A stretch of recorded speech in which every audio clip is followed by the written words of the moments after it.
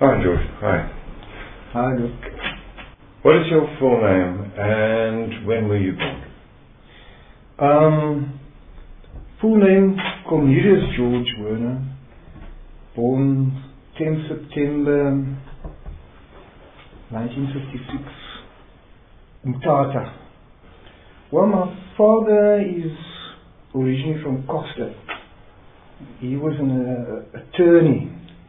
And he ended up working here in Cape Town. That's when he met my mother.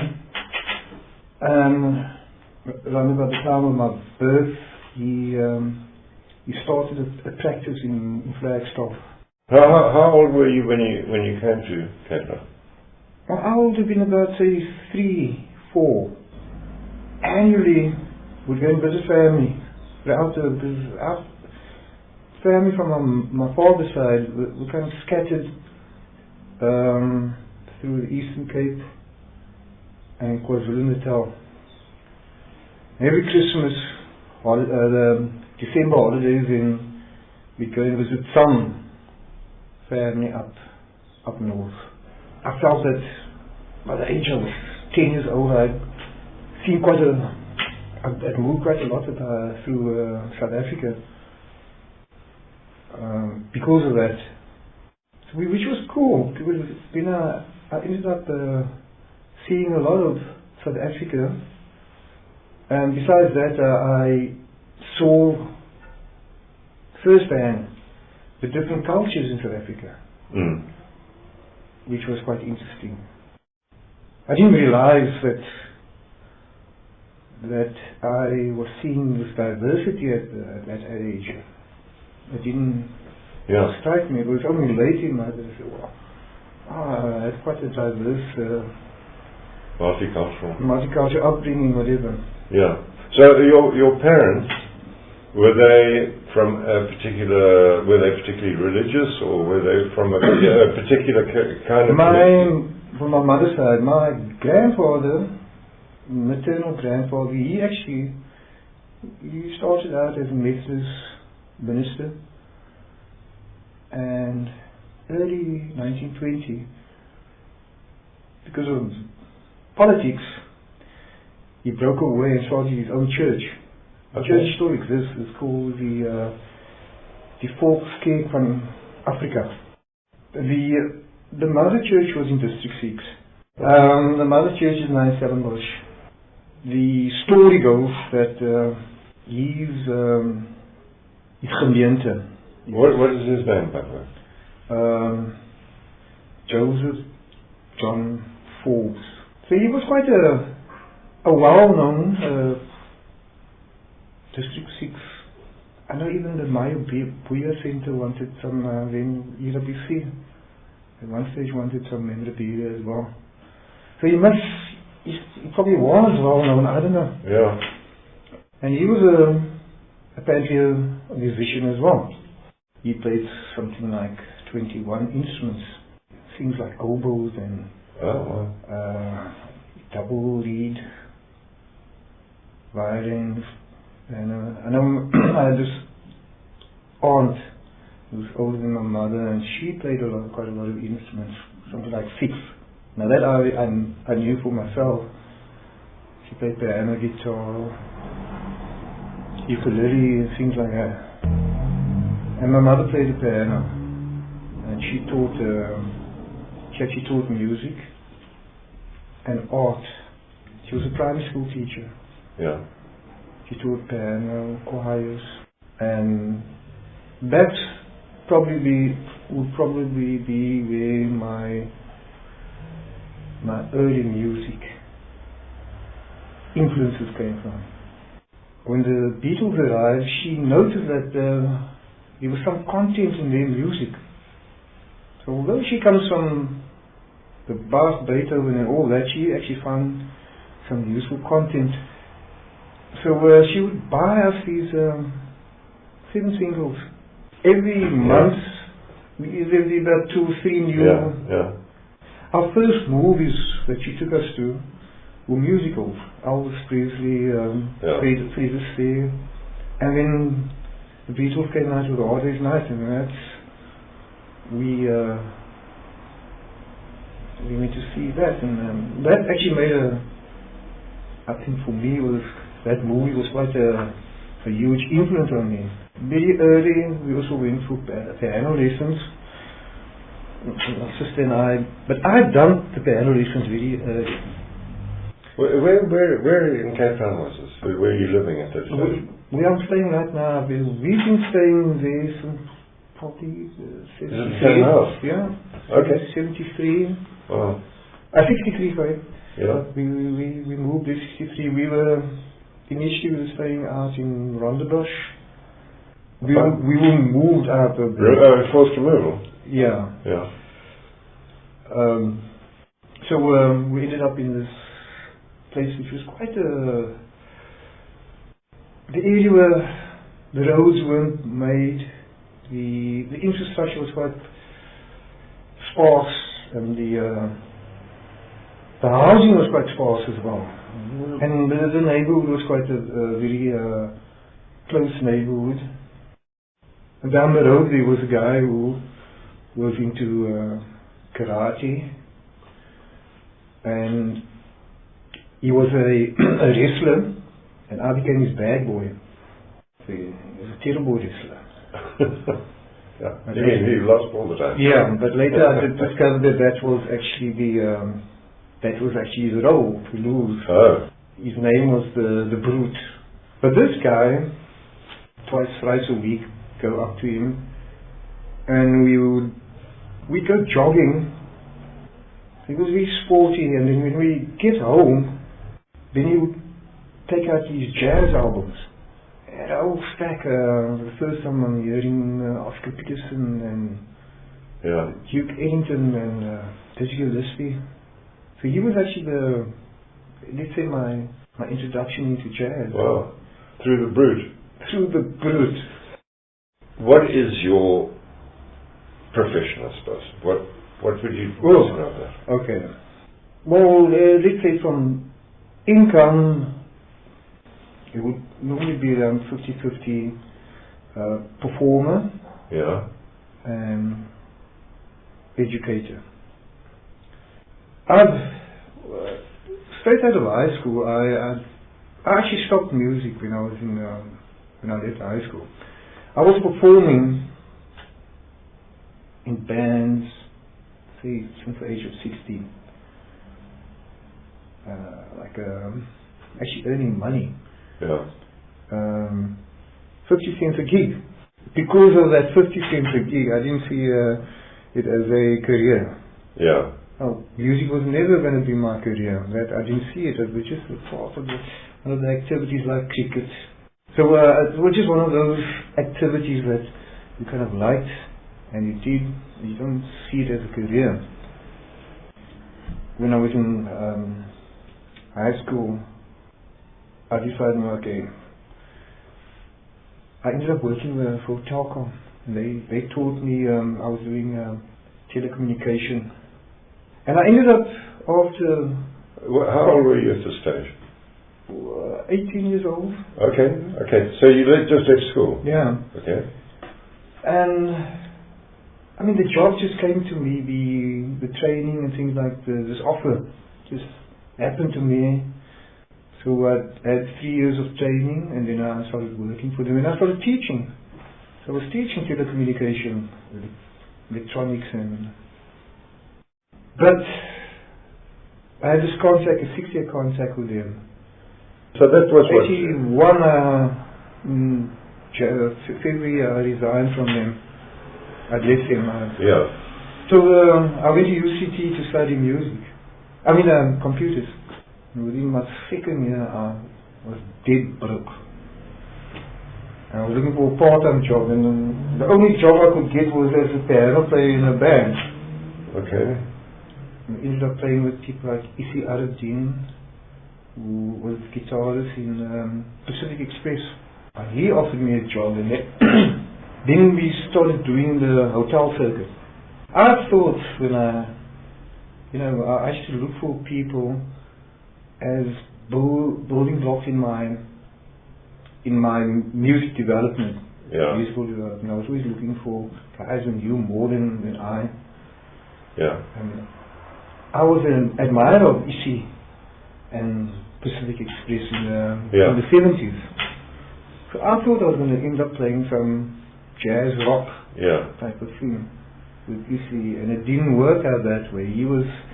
We were doing top 20 pop. Yeah. Hotel, but that's what was needed there. But were these hotels in Cape Town or all over? The Sun International in Swiftskye, the Pettenberg Bay, the Beacon Isle Hotel. But it was actually my intention just to get some money and then go back and complete my degree in computers. I was putting the BSc degree on hold. It's still on hold. Okay, but this is quite interesting because you're playing. This is like the height of apartheid, 1970s, 80s. Yeah. Was the band that you were playing in hotels?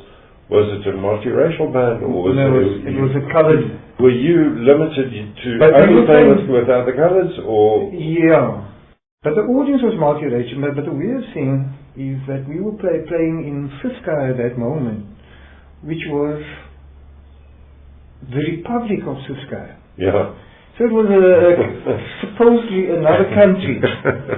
Yeah. And there was also in Botswana there was the Wendersang, there was in Bophuthatswana or Botswana? Bophuthatswana. Bophuthatswana. So you had Mabatu-san. Yeah.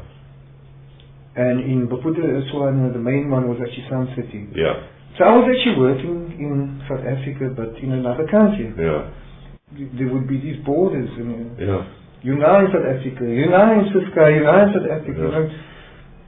Like, here you got Swiftskye, and there's a place called King Williamstown, and King Williamstown didn't want to be part of Swiftskye, so suddenly you're in Swiftskye, but then you're now in South Africa just because King Williamstown doesn't want to be in Swiftskye. And then you're out of, when you leave King Williamstown, now you're back in Swiftskye. It was. But you were playing for multiracial audience, or you were playing for multiracial audiences. Is it? Okay. In fact, it was multinational audiences. Which was quite interesting. So it was part of the learning curve. When we were in Swiftskye, we played at the Anatola Sun. There had Israeli town planners who stayed there. There were Filipino workers. Factory workers, Indians, South African Indians coming from East London. There were the Afrikaner guys, there were Xhosa speakers, the colours from the different surrounding. I mean, the people who attended the casino would come from as far as even Cape Town, because Cape Town was Amatola Sun was the closest casino for Cape Townians. Yeah. What I found interesting, we had we were doing about one cabaret or two cabarets a month.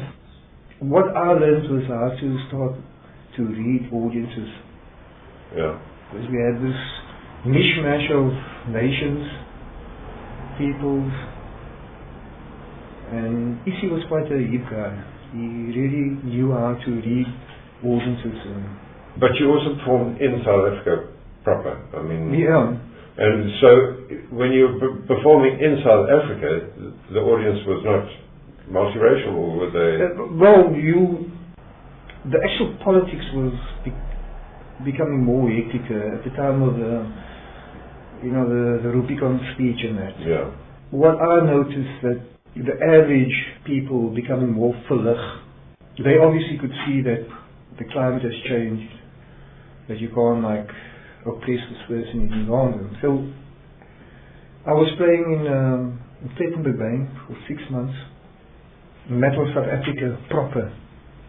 We were playing at a place called the Beacon Isle Hotel, which was like a resort hotel. Yeah. And there they had quite a mixed staff. I could see there in that hotel at that moment that the open policy even women in quite high positions at this hotel. So you saw that, and the audience as well were becoming more integrated. And that would be around about 86. Okay. 86, it became more integrated there. But of course they would go home after the holiday and they probably go back to their separation. Of course, yeah. But definitely the mood was changing already in the mid-80s. At this stage you were playing mainly pop music, is that correct? Yeah. But at what stage? Well, when I was at high school, I was playing fusion. I was playing fusion, langarm, everything. I was playing bass, guitar, percussion, in the same band, and the band would change its name. So when we were playing fusion, we were called Dante. When we were playing langarm, we were called Sons of the Season. In Dante, I was more a rhythm guitarist and percussionist, and in Sons of the Season, I was a bass player. So my function changed, and it was cool. I was playing drums as well, and I started saxophone. Okay. In matric. When I left high school, I had a Yannick Sawa, which cost brand new, 375 rand. Well, also tenor? Tenor. 375 rand. Yeah. Bang. So I think it's now about 40,000 rand or more, probably now. People used to circle around this band. He was quite a hip guy, what's his name, Trevor Parker. He was the pianist in the band. He was the leader of the band. But he had this network of people that he knew. He knew the shoulders. So I ended up meeting people like Richard Shoulder at quite a young age. And Freddie Shoulder, the bass player. Richard's the eldest of the Shoulder brothers. Then Tony, then Jackie, then Chris, and then Freddie, the bass player, the baby. And usually I was learning jazz, but in a very informal way. I had a problem with it, and probably this is why I became a teacher, because those guys couldn't really explain to me the theory behind the stuff. And I knew at that time already, I knew there had to be a theory. For this thing to make sense, there has to be a theory, but these guys had their own built-in theories which worked because their music was sounding great. So they had to have a working built-in theory. I can recall Trevor Parker telling me, hey, just received this lick from Chris Shoulder. And the lick turned out to be the C blues scale. But he thought it was a lick. He was just playing this blues scale. So to me it was a lick, and okay, let me play this lick up and down. Because Trevor told him, and it sounded nice, because the C blues scale sounds nice. And he got this from Chris Shoulder. But Chris Shoulder got it from a guy called, what's his name now? Combrink, Dennis Combrink. Now Dennis Combrink actually studied at Berkeley. So Dennis Combrink, he was an alto player. He was a white guy. He could have played piano or whatever. And I think he was a teacher in the 60s. So he brought that knowledge from Berkeley to South Africa. And he taught it to Chris as a lick. Or maybe Chris understood it as a lick. Yeah. And he told Trevor Parker that it's a lick. And Trevor Parker told me it's a lick. It was only about 5 or 6 years later that I discovered it was the blues scale. Also during that time could have been 72, I was practicing in the same mishmash type of band. It was either langarm or fusion or pop band, and I was practicing with Richard Shoulder. One of the tunes that we were practicing was You Are the Sunshine of My Life, Stevie Wonder. And this is an introduction. And Richard turns around and he says, that's the whole tone scale. And I said, wow, okay. Here's something new. And he explained to us why it's a whole tone scale. In my search for music theory, I was trying to teach myself from the Royal School of Music and From books. yeah, the Trinity. But that theory didn't work for me. That old classical, the way we were taught music through the Trinity College, and that I think was very. The whole world stopped doing that. Up to today, in South Africa, we're still using that Trinity and Royal School and UNIFA. And the rest of the world have moved on already. And it's no longer acceptable over there. I knew about the major scale and the minor scale. And yeah, but it's using, damn, the whole tone scale. And that started me thinking that, damn, there must be some other information out there. And this guy, Richard, actually has the information. And it was an oral thing, and a very practical, it was basically OBE, outcomes-based education. Through a tune, he could explain to me a theory. Did you decide to become a teacher, or did you kind of fall into it? Well, I fell into it. At Calcom, I was teaching there for 2.5 years, and I didn't want to be a teacher.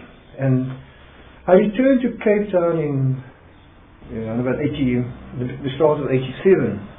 I had to come back. I thought I had to come back. My sister had just immigrated to Canada, and I felt my mother. She had retired by then. I think so, yeah. And I didn't want her to be alone, because in Cape Town our family is quite small. I was slightly pissed off, by the way, because I had been offered a gig in Germany. So I had to give up the German gig to come home. Around about late 1980, I met Merton Barrow. I used to go to the jazz workshop. And there was a nice music community there. I used to sit in almost thrice a week, up till about 10, 11 o'clock in the evening, within Louis Street, Cape Town. Yeah. And